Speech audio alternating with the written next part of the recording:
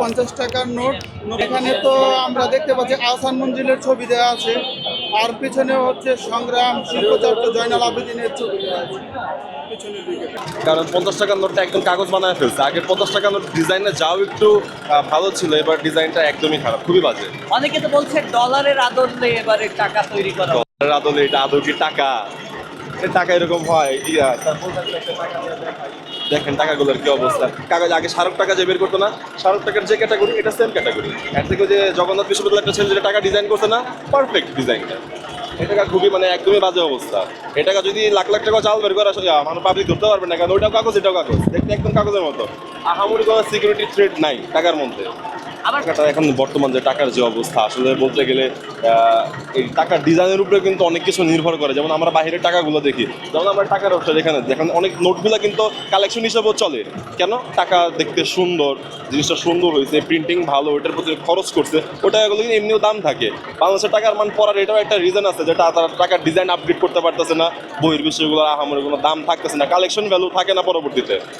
So এই নতুন টাকা মনে করি না আহামরি কোনো ই করছে, এটা পুরোটা একটা লস প্রজেক্ট। এখানে তো আমরা দেখতে পাচ্ছি আহসান মঞ্জিলের ছবি দেওয়া আছে, আর পিছনে হচ্ছে সংগ্রাম শিল্পচর্চা জয়নাল আবেদিনের ছবি দেওয়া আছে পিছনের দিকে। আগে কি ছিল? আগে এরকমই মোটামুটি সেম এইরকম ডিজাইনই ছিল, কিছুটা চেঞ্জ হয়েছে শুধুমাত্র শেখ মুজিবুর রহমানের ছবিটা। আগে টাকা নিয়ে খুশি না এবারে টাকা নিয়ে খুশি? এবারে টাকা নিয়ে অবশ্যই আমি খুশি, অত্যন্ত খুশি, কারণ এখানে কোনো মানুষের ছবি নাই।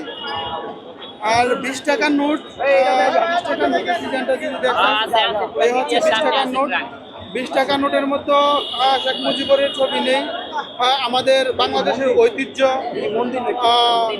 কান্তজির মসজিদের ছবি দেওয়া আছে দিনাজপুরে, আর পিছনের দিকে দেওয়া আছে বাহারপুর বৌদ্ধবিহারের। 50 টাকার নোটটা খুবই ভালো, আর কিন্তু 20 টাকার নোটটাতে একটু খারাপ দেখা যায় যে একটা মন্দির, বাংলাদেশের 90% মানুষই মুসলমান, তো এই দেশে মন্দির দেওয়া এটা খুবই খারাপ। আমরা এটা নিয়ে নামাজ পড়বো বা অন্য ইবাদত করবো, তো সাথে মন্দির থাকবে, এটা দেখতে অনেকটা খারাপ লাগে।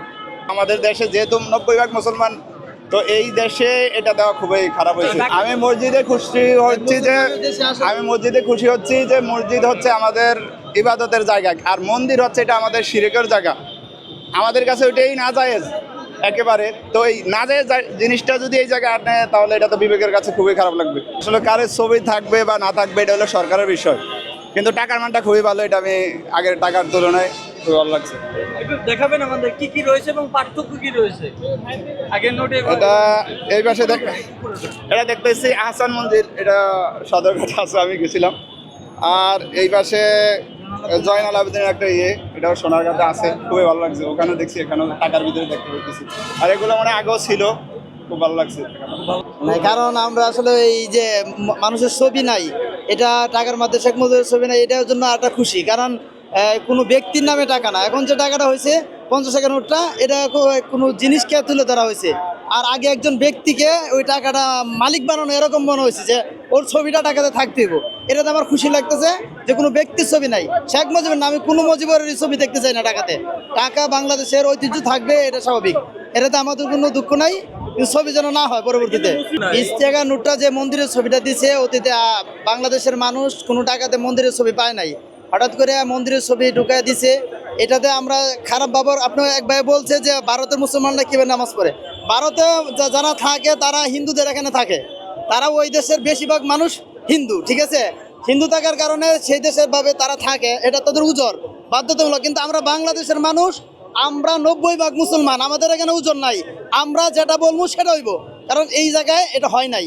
এজন্য আমরা কিছু একটু দুঃখ প্রকাশ করি, কারণ আমরা মুসলিম, এখানে আমাদের অগ্রাধিকার থাকবে, সেখানে আমরা অগ্রাধিকার 20 টাকা নোটে হারাইছি। পুরাতনটা যেরকম ভালো ছিল, নতুনটা আমার কাছে ভালো লাগছে আর কি। এবং একটা ডলারের মানে এই মতো অনেকটা মানে নতুন ফ্লেভার আছে। ওরা 1030 টাকা বেশি নিচ্ছে, এখন ব্যাংকে তো আমরা পাচ্ছি না। আমি 2টা ব্যাংক ঘুরে আসছি, ওরা বলতেছে নতুন টাকা নাই, ঈদের পরে ওরা যোগাযোগ করতে বলতেছে। এখন এটা রিস্ক, এখন এটা যে বলতেছে আমরা আসলে নতুন টাকা দেখিও নাই, এখন এটা রিস্ক হিসেবে নিচ্ছি। মানে বাজারে গেলে তো মানে ব্যাংকে আগে তো একটা নোট চিনতে হবে, এখন না চিনে মানে ওরা যেটা বলতে সেটাই নতুন, এখন এটা যদি মানে নকল হয়, জাল হলে কিছু করার নেই। অনুমতি দিলে আরেকটা প্রশ্ন করব, যদি অনুমতি দেন। সোশ্যাল মিডিয়ায় আমরা দেখছি 20 টাকার যে নোটটা, এটার মন্দির দিয়ে আলোচনা এবং সমালোচনা দুটোই আসলে আছে। আর পুরো ব্যাপারটা আপনি দেখেছেন কিনা? দেখে থাকলে আসলে আপনার ব্যাপারটা আসলে ওটা আমি দেখেছি, কিন্তু আমার কাছে যেহেতু এখনো ওটা আমি নিজ চোখে দেখিনি, আমি এটা নিয়ে আসলে মন্তব্য করতে যাচ্ছি না।